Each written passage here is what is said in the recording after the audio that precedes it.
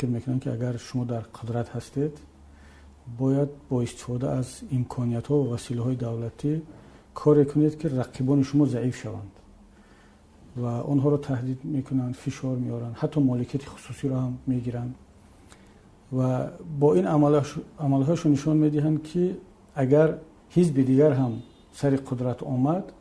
عیناً باید همین رفتار را کند و نسبت کسانی که امروز در حاکمیت هستند باید از همین وسیله استفاده برد. حالا که فلسفه دولتداری و حکومتداری به خصوص دولتداری معاصر این نیست، چون یک حزب امروز در قدرت است فردا میتونه در اپوزیسیون باشد، امروز در اپوزیسیون است فردا میتونه به سر قدرت بیاد و باید طرز مناسبت کند با رقیبانش که همون مناسبت رو فردا نسبت خودش میخواهد. بعضی ها متاسفانه فقط به خاطر سیاه کردن اسلام یا حزب اسلامی فراموش کردن که هم دین